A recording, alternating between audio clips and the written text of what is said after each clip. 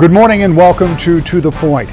We continue this morning with some of our primary elections that you will have to decide in Decision 2014. Remember, those primaries are among candidates of the same party to see who moves on to the general election. This morning, in the 91st House District, 3 Republicans looking for the right to face the incumbent Colleen Lamonti in November. We'll introduce you to Max Rixey, Holly Hughes, and Kevin Erb.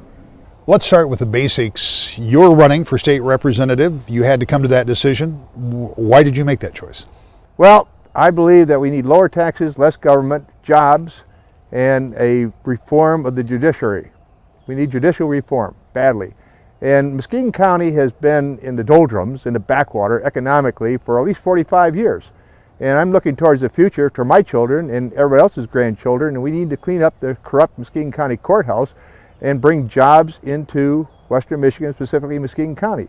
You compare the difference between Ottawa County and Muskegon County, and there's a great deal of difference.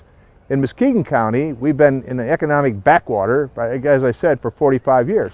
But that's not the case in Ottawa County. Many people from Muskegon County go to Ottawa County for jobs. You know, try and cross the Grand Haven Bridge, and the traffic is going south in great numbers. We have 2 casinos that the Indians want to put in Muskegon County. But the reason we can't put them in there is because, 1, politics in Lansing, and number 2, we have a third-rate judicial system in Muskegon County. And I think that is hindering bringing those 2 casinos into Muskegon County. Well, let me ask you a little bit about the reform of the judicial system, and obviously you're specifically focusing on Muskegon County. Is that best done from a position in Lansing, or would it be best done within the county? I think you have to approach it from both ways.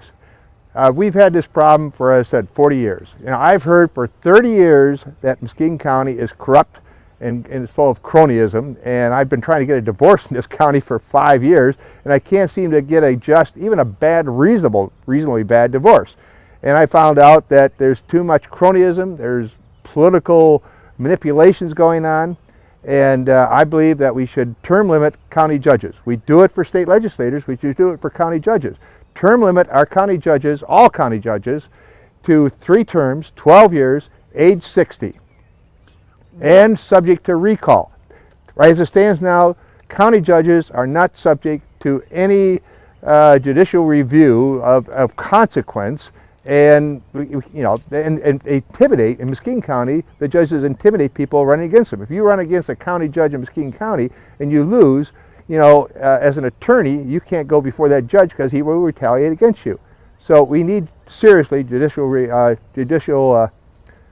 reform. Talk to me about taxes. What needs to happen there from your perspective? Okay, lower taxes. I fully support reducing the income tax, which they've been talking about in Lansing. I fully support lowering gas tax and diesel tax.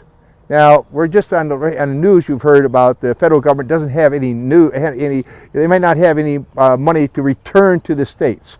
Well, I think 85% of the gas and diesel tax, federal gas and diesel tax that we are sending to Washington, D.C. should not go there. And we need to work at the state level, not only Michigan, but throughout the country, to end 85% of the federal gas and diesel tax going to Washington, D.C., keep that money here.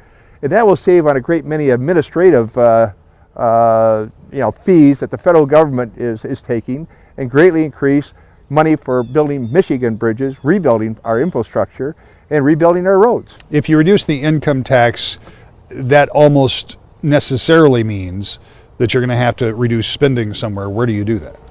Well, that's complicated, and there's all kinds of ideas out there on how to do it. And you can't do it by beating up state employees, which is the current administration. You can't beat up by taking taxes. A good example of my Republican opponent. Okay, she voted to savage middle-class tax breaks and credits. She voted to slash middle-class retirees, pensions, and middle-class retirement. And that's the wrong way to go. Well, let's start from the beginning. You're running again. You obviously served once, and you're running again. What motivates you to do that? Same thing that motivated me the last time. Jobs, jobs, jobs. Want to make sure that our kids can live and work here, and you can't do those kinds of things unless you have jobs.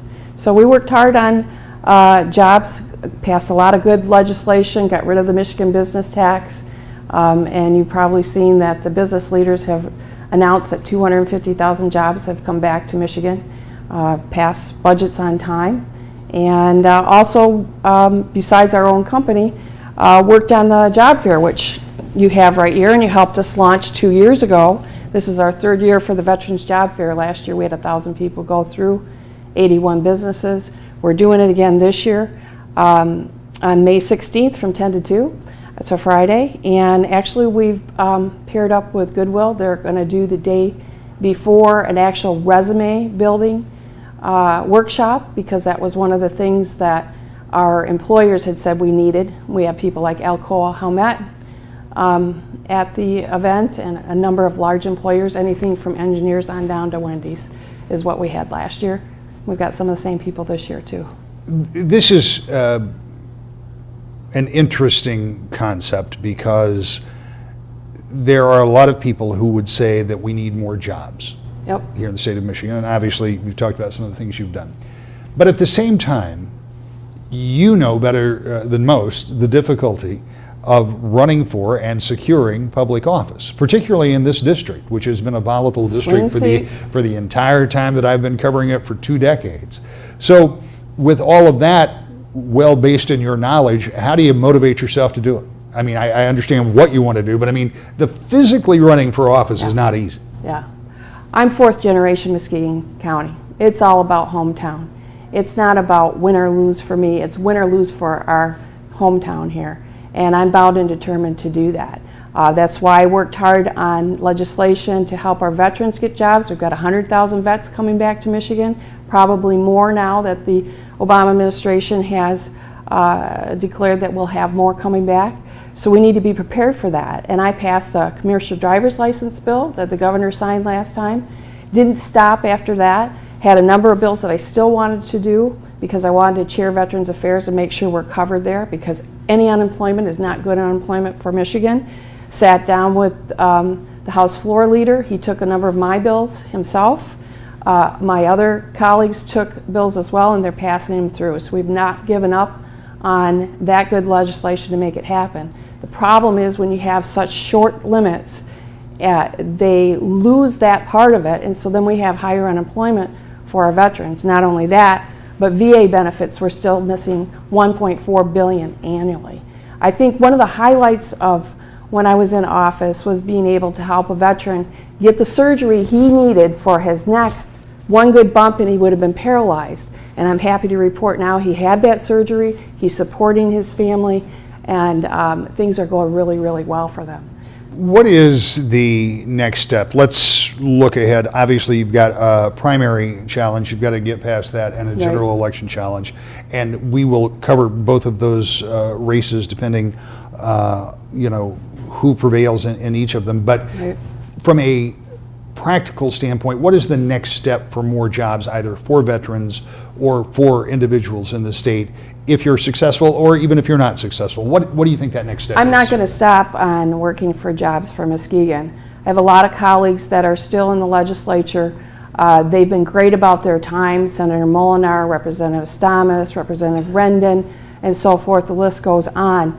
Those folks know how I work.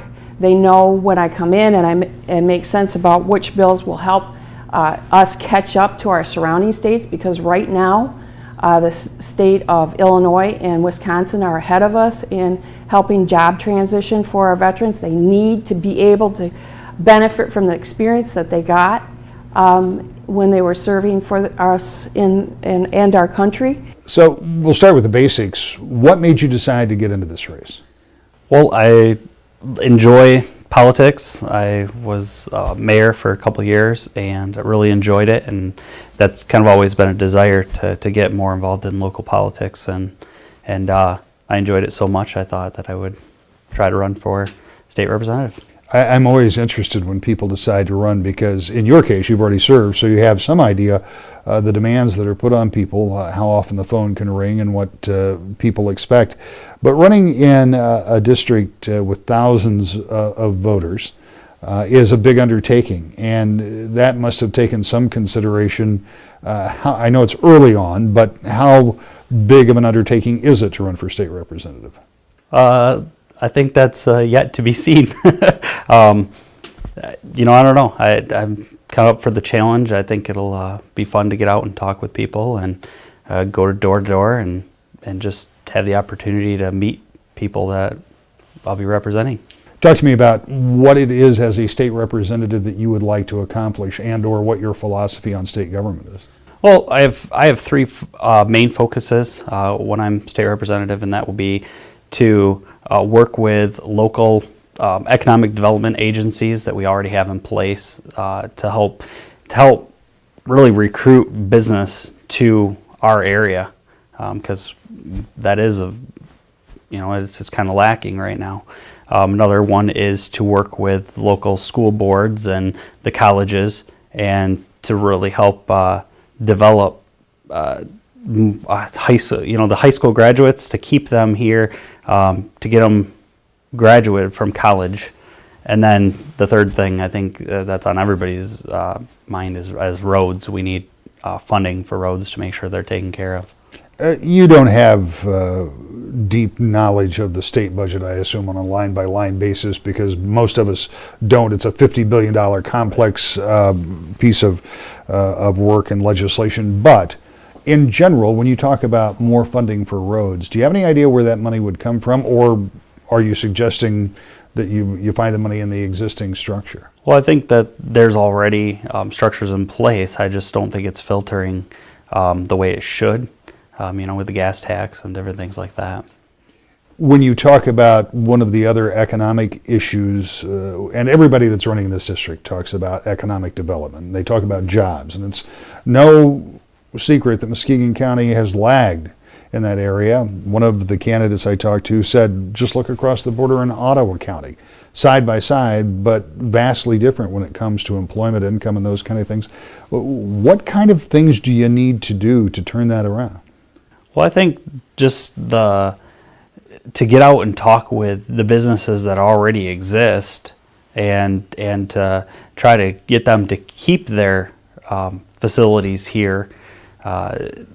We have a great area. Being right against Lake Michigan, it's a beautiful area to raise a family, and so I think we can recruit workers to this area. We just have to keep the we have to keep the businesses here, and to recruit other businesses into the area and show them what a great area this is, and that it is a good place for their workers to be. Tell me a little bit about your background. We know that you served as mayor, but what is your business? I sell insurance, so health and life insurance. So you're obviously you obviously with that have a lot of contact with the public, and you mentioned a minute ago that you're looking forward to going door to door, which I always find interesting that so many people who run for office really do enjoy going door to door, although it is a laborious task. So with our last question, tell me what you will tell them when you knock on somebody's front door and introduce yourself. What's your sales pitch? I just want to be their voice in Lansing. I don't think our area is being represented as well as it could, and just to give them a voice and to do what they want their politicians to do. The Republican that wins in August moves on to face incumbent Colleen Lamonti, the Democrat, in November. We're back with more To the Point in just a moment.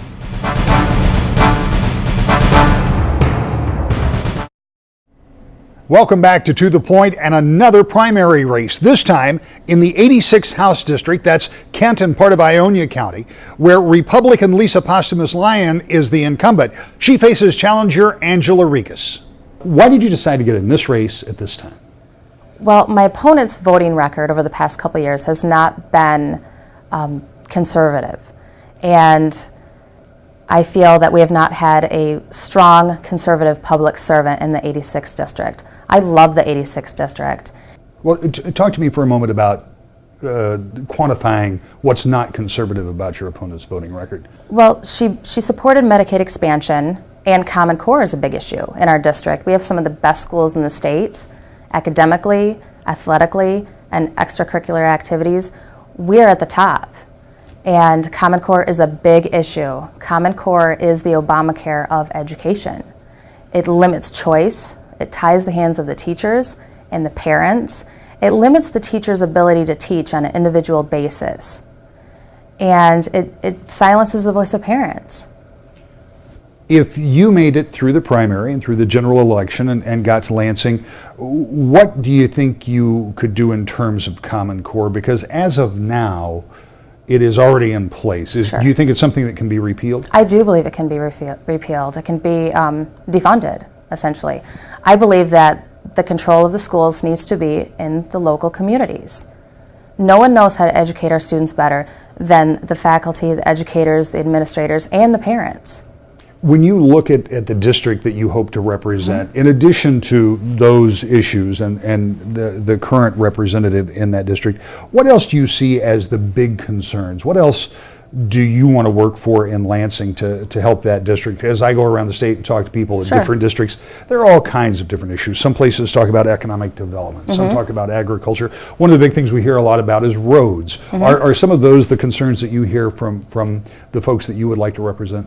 I do, but one of the main issues of the people, the hardworking people in the 86th district, is taxes and the budget. Really, we should have no problem funding the roads. We have a $52 billion budget in the state of Michigan. Our budget has grown, on average, $1 billion a year in the past 4 years. And some state representatives that have backed the Medicaid expansion actually argue that that vote was a conservative, fiscally conservative vote. That is not true at all. In 2 to 3 years, when the federal government stops funding the Medicaid expansion, we, the state, have to pick up the tab. And that's a very scary situation.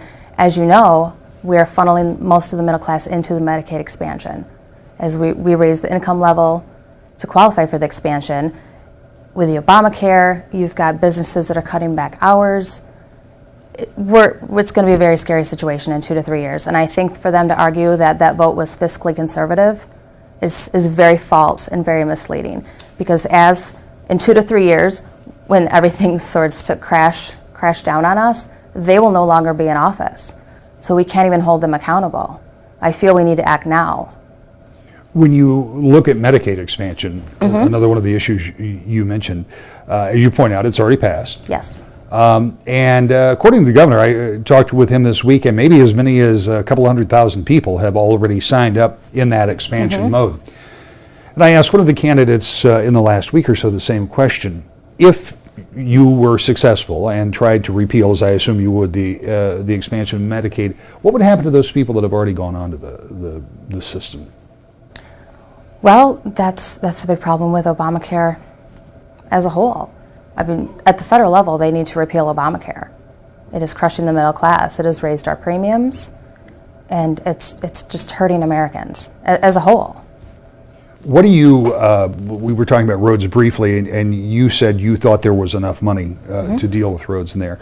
Are you, and perhaps because there are so many different road ideas out there, it could be a number of different figures, but the governor's figure is about $1.2 billion. Do you think that number is close to what we need, and do you think you could find that full $1.2 billion in the current budget? You need to find it within the budget. We need to stop increasing our budget. And I definitely think that increasing the gas tax and toll roads are not the answer. We are taxed enough already. You know, we've had employment issues, and then you add the medical to it, and there's too many issues crushing and taking our hard-earned money away. Every election cycle, I ask candidates why they decided to run for this office this time. Obviously, you currently hold the office, but why run again? I have really enjoyed serving the people of Michigan and helping make a difference for Michigan's working families and fighting for hardworking taxpayers. And I want to continue that work. We've gotten a lot accomplished, but we still have more to do. What do you see as accomplishments in the time that you've been in the legislature, and you've had the advantage most of that time of having a Republican governor, Republican House control, Republican Senate control? It does make it somewhat easier when all branches of government are controlled by one party. What do you see as those accomplishments? When I started out in office back in 2011, we were just ending the lost decade. We had, almost $1.2 billion structural deficit. Unemployment was at record high, and we came in and we just set our priorities. We First and foremost, the people deserve to have a budget that they get done on time and can plan for the rest of the year. We not only are getting our budgets done on time, but early, and that's not a feat. That's now business as usual here. And within those budgets, it's important to set priorities for us, and this continues, our investment in roads, our investment in education, and those are areas where not only are we putting massive increases in those areas, but we're also making sure there's accountability and results and quality there. So additionally, we have had billions and billions of dollars of long-term debt and liability that are saddling my kids and people's grandkids that we really wanted to tackle. And here, $21 billion later in our budget, we're getting to those. Additionally, I mentioned roads, but additionally, we didn't have a rainy day fund. And now we're looking at $500 million in rainy day fund. That's an efficient, effective government right there. And I'm really proud of that. Government for many people is just not popular in this day and age. And it doesn't really matter what level, they tend not to trust government. Why do you think people should look at government as something that's working in their favor? Because you hear it on a routine basis that what's happening in Washington, to a lesser degree what's happening in Lansing, doesn't represent the views of the people. Certainly, I think Washington government has run amok, and I think Washington can learn a lesson from what we've done in Lansing, and that is establish our priorities in spending and make solid investments in those priorities of education, roads and infrastructure, rainy day fund, as well as paying down our long-term debts and liabilities, all while restraining that spending and keeping our costs, our spending within the rate of inflation. That's something Washington doesn't know, and I'm really proud to have supported making sure that Washington, D.C., the federal government, has a balanced budget amendment, because families have to stay within their means, and so should the government. This is somewhat timely, not only because it's been a topic that's been discussed a lot in Lansing, but because the House of Representatives has put forward a plan to work with roads. Tell me a little bit about your theory, because the governor had talked about $1.2 billion a year for 10 years and had talked about creating additional revenue, or at least there were ideas on how additional revenue could be created. The State House of Representatives has come up with a plan that comes up with less than half of that, but where do those revenues come from? Those, I'm really proud to have supported our House Republican road fund, infrastructure funding plan. I know it is not the entire solution. We have to address the problem as a whole, but it's a gigantic and significant first step. And those that funding is going to come from the changes that we make from retail to wholesale in our gas tax. And I think the people who pay at the pump deserve to know that when they're paying their taxes there, that money goes to fix the roads. And that was part of our road funding proposal as well. So I think that's a really important aspect of our proposal. Road funding is a problem that everybody agrees with. The public is clamoring for a solution, and I think we're just at the beginning of having a bipartisan process to solving that problem. The victor in the August primary will take on Democrat Lynn Mason in the fall. We're back with more To The Point in just a moment.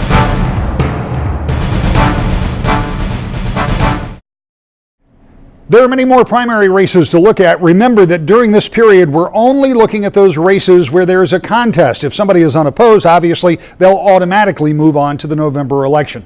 And there have been some developments out of Lansing concerning Detroit, roads, and the budget. We'll be talking about those in future shows as well.